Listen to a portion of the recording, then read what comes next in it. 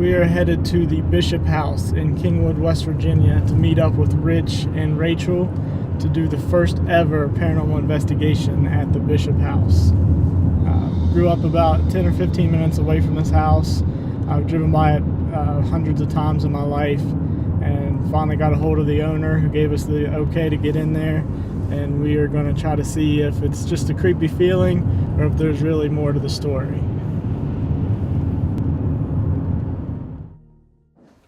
Wow.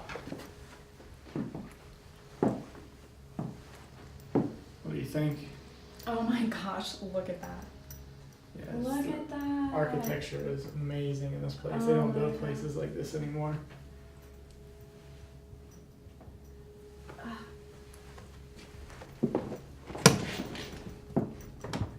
I want to slide down that at least once before we leave here. It might be liability. Check. Wow.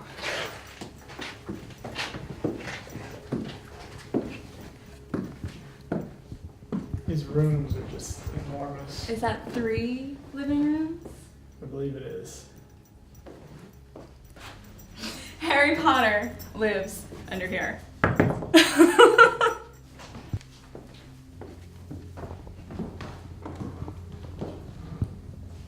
I just died. I went to heaven.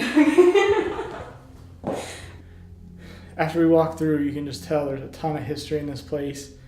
We don't know any of the history. I'm really interested to see what we can find and what we can verify with the historian when we sit down with her after the investigation.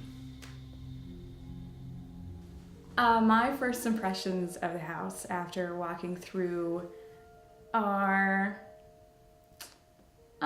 strange. I don't really understand a family living here, just a single family. There's too much gathering space, there's too much living space, there's too much dining space. There's only 3 bedrooms. And there's no place for the servants to live, to stay. There's servant stairs and a tiny kitchen and a huge utility room, but where did the servants stay? Whoa. Tiny family that hosts large parties. I don't know the history. We'll find that out after we do the investigation. I don't know the history, so okay. We'll sit down with the historian and she'll be able to tell us everything about this place. So we don't want to know anything going in.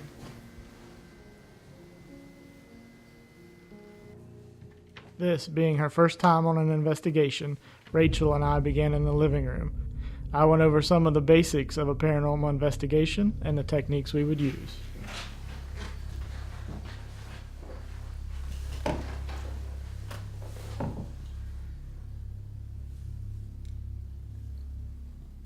Alright, my name is Jonathan. This is Rachel. We're here to talk to anybody who may be here with us tonight. We're not here to hurt you or harm you or anything. We just want to talk.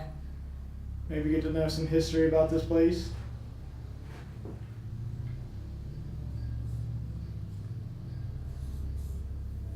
If you can hear my voice and you're not in this room, please feel free to come in this room, talk to us, sit down next to us, introduce yourself. Talking to ghosts. Do you want to introduce yourself, Rachel? Ask him a question?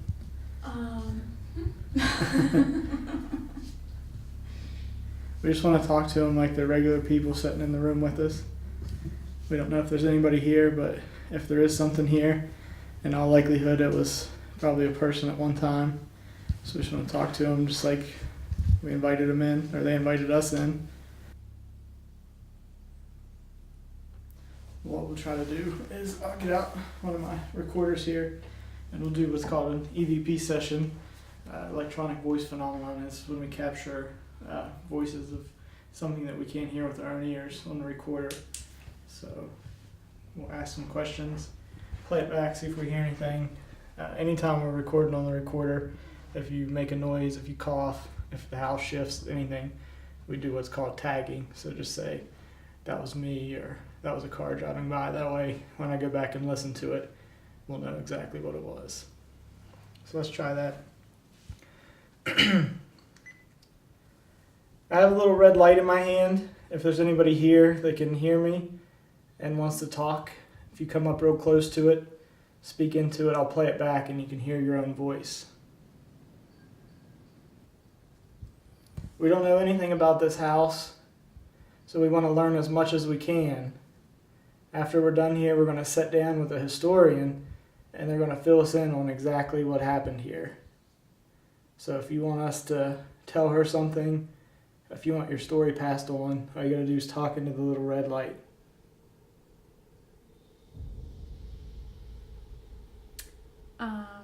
Well, the only question I have is if that's a who, then who is the who? Who is the who?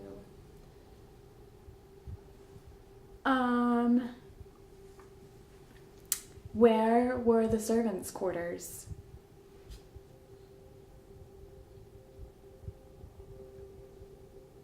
They had to say somewhere.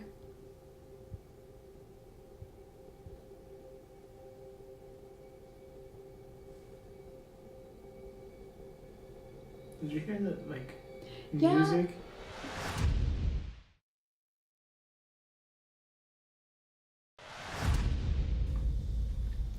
Where were the servants' quarters?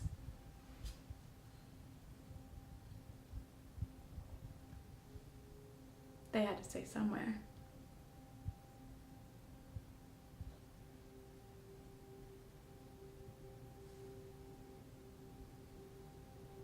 Did you hear that, Yeah. music? Like wind chimes almost? Mm-hmm. I hadn't heard that any time tonight except for just now. I mean, a beginner's doubt, Yeah? maybe. I mean, that's the thing with this place. We don't know anything about the history. We don't know anything about any reported hauntings. All we know that it's old and it's creepy. And so we're here to see if we can find out if it's just our minds playing tricks on us or if there's a reason that we get that creepy feeling. So if we come out of here and we don't catch anything, then that's perfectly good. We just showed that this is a creepy house. If we do catch something, then we talk to the historian, see if we can substantiate it. And that's never been done.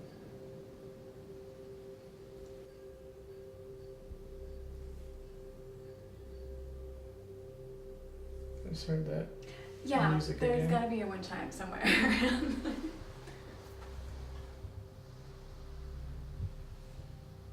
I walked around outside today. I don't recall. I'll double check. But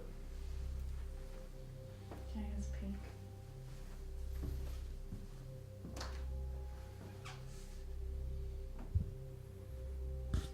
As windy as it is, you think you hear it constantly. mm-hmm.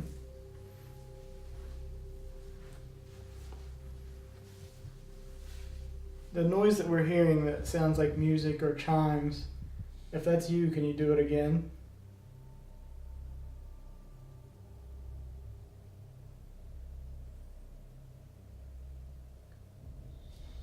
That was- Immediately. That was it. I'm going to record and see if we can catch it. If that was you, can you please make that noise again?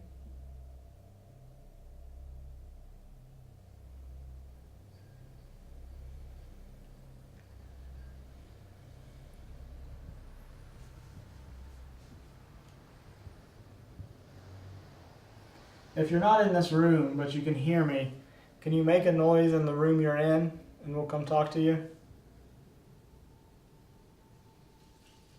What was that? That sounded like somebody dumped a bucket of water. So or I think something. we should go that way. Yeah, let's go over to this other room. What is? I We're don't moving. want to. God. That is creepy. The little noise. Alright, setting the recorder down. You hear that noise. Set Maybe it in. was like a large ghost bee. My first impression was skeptical, to say the least. Although I don't really have an explanation for the wind chime sound. I tried, but I failed. I did think that maybe the louder, watery sound could have been like bucket of leaves off the roof for some reason. Possibly, maybe. I don't know. Hi, my name is Rich Rowley, and I'm here to check out this wonderful building. And it's a historic building, and we'd like to see if there's any kind of paranormal activity involved with it. With Rich headed to the basement to conduct his solo investigation, Rachel and I moved to the stairs to set up a flashlight session. This involves 3 flashlights set to where they can easily be manipulated by a spirit's energy, making their presence known.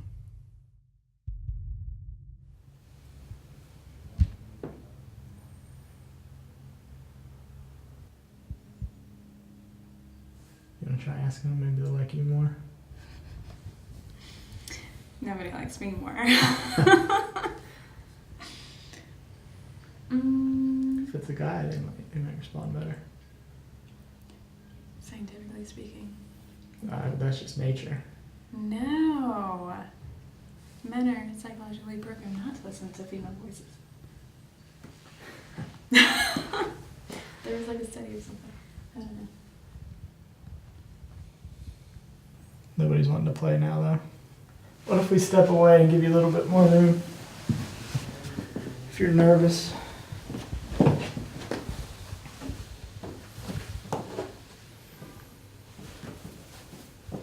If you're here and you can hear my voice, please come up the stairs and touch one of the lights and make it light up. Then we can start having a conversation.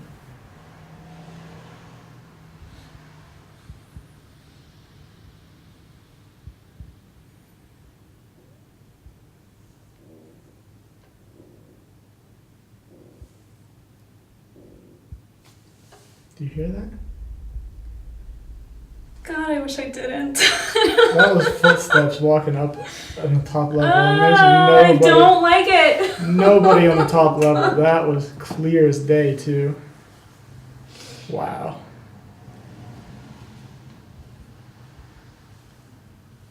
If you're upstairs, I say go up the steps, but if you're upstairs, come down the steps. Promise we won't hurt you. This is my defense. It's No my way. weapon. Well, there was something blinking over there.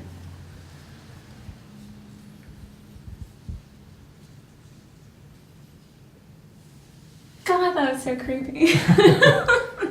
Those are really clear footsteps. The floor creaking and everything. I know.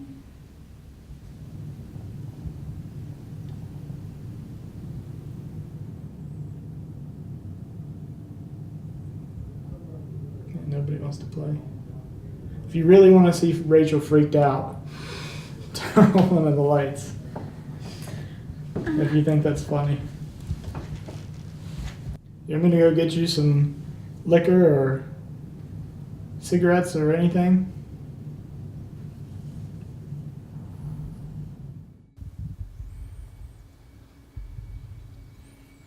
There we go. Turn all the way on, please.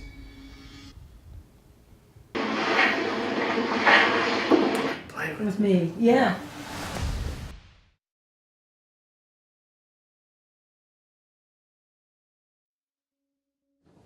After hearing the footsteps upstairs, Rachel and I make our way to the master bedroom in hopes of tracking down the source of the activity.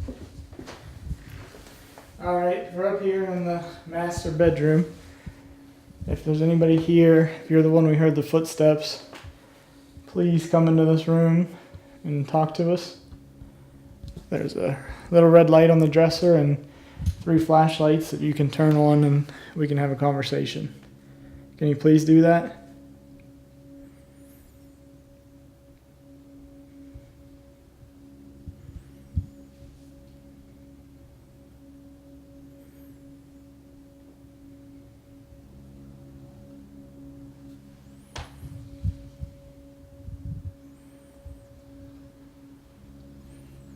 There we go. Turn all the way on, please.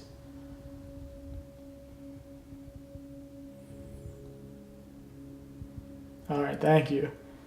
Now, since that was the one I just set down, we don't know for sure that that was you. So can you turn it all the way back off, please? then we'll know that it was you and not just me setting it down. Do the same thing you did to turn it on, just turn it all the way off.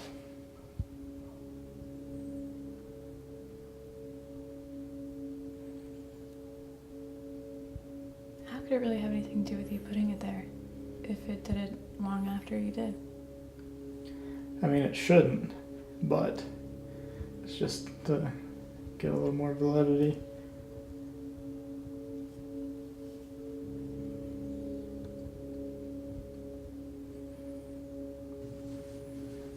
Alright, I'll do a quick recording and play it back and see if you want to talk. Was that you that just turned the light on? Yes or no?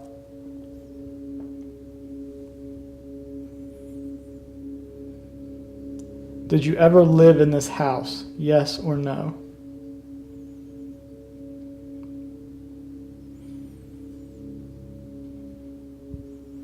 Was this always a private residence? Yes or no?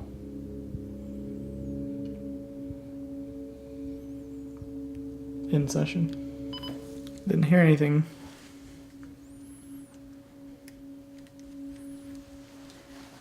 Wrong area? Maybe? Yeah, let's go. Alright, so we just wrapped up the Bishop House investigation. We had a lot of weird things happen. A lot of stuff we were able to debunk, some of it we were not. We got a lot of audio to go through and see if we could caught some of the sounds we heard. I know we had a few personal experiences tonight. I'm really interested to see what we caught, bring it back, sit down with the historian and see if we can match any of it up. We're back at the Bishop House today. We completed our investigation, went through all the evidence. We're going to sit down with Claudia, the historian, learn about the history of the house, and let her know what we found. Do you know the approximate year this was built? This was built, he started in the 1850s 1850s. as a bachelor home. Okay. And then he met Mrs. Bishop and married her, and they started to have children right away. And she died in childbirth with the last one. Okay. So the house was originally 4 rooms, 2 over 2. The bathroom that's upstairs was the only bathroom in the place, and that was put in the late 1890s by the second Mrs. Bishop. And they also had the first house to have electricity, and they were on the first telephones. Wow. I forget how many, it was like a dozen or so that went in first, and they also, the first Mrs. Bishop might not have known how to spend his money, but she definitely did. She wrapped the house completely with the new rooms, this turret room, and the porches. Mm-hmm. But she was very much the society woman and wanted to fit in. And when she would go to these people's homes, which were her friends, she would count columns on other people's homes. And if they had more than her, she would come back and add columns. Wow. That's why there were so many columns on this house. Interesting. Yes. So as you know, I did bring a team of investigators in here without knowing any of the history, without knowing any of the reports of activity, without knowing if there was any reports of activity. We came in blind, so we didn't have any preconceived notions of what we found. Mm-hmm. So we did have a few things happen. We were able to capture some of them. One thing that I wanted to ask before I go into this, is there any kind of wind chimes or like musical things in the house that would make like a chime noise? Not at this time. There hasn't been that I know of since Okay. construction. Yeah, because we Or heard throughout the reconstruction. night, we heard 3 or 4, maybe 5 times. It sounded like almost like wind chimes, but we know it wasn't wind chimes because the wind was whipping like the whole night, and it would have been going constantly. Uh-huh. And it wasn't the bells at the church because they're too loud. This was very faint, so I just wanted to make sure that we weren't missing something that we didn't know Yeah. about. So that's interesting. One of the first things that happened, we were over on the main staircase, and we were standing there talking and trying to ask questions, and we heard footsteps upstairs very clearly, and we were able to capture those, so we'll see what you think about that.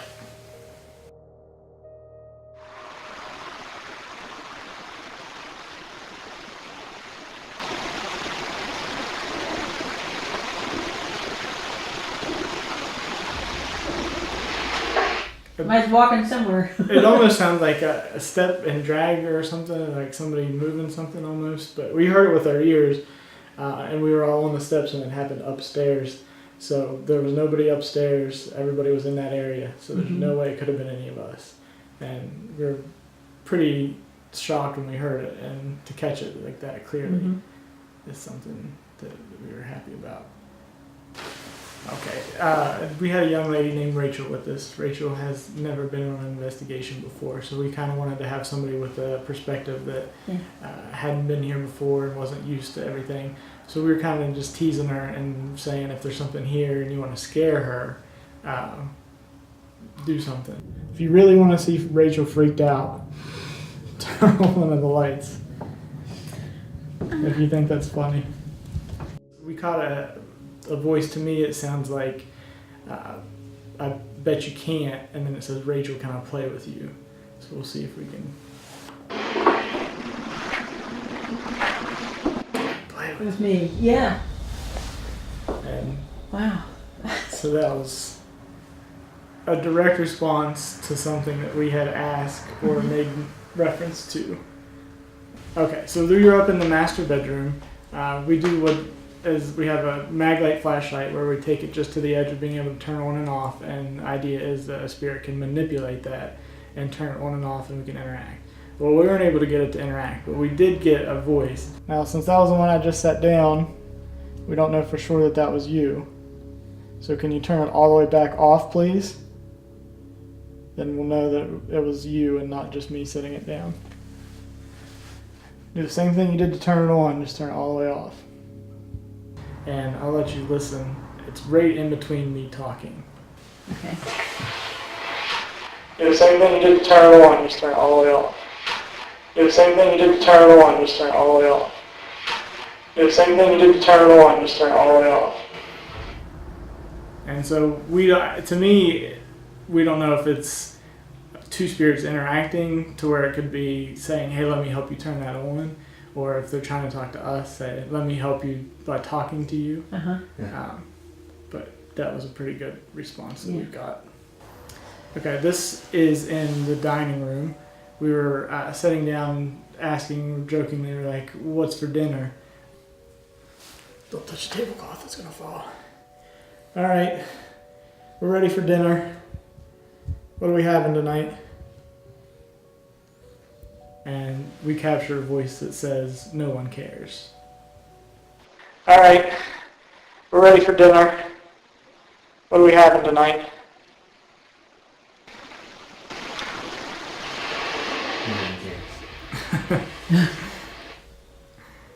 Wow. Well, we appreciate you guys sitting down with us and giving us the history and listening to this. It's been a great experience. I'm thankful for the opportunity, and there definitely could be something here. Yeah. Thank you. Oh, you're welcome. Thank you. Thank you.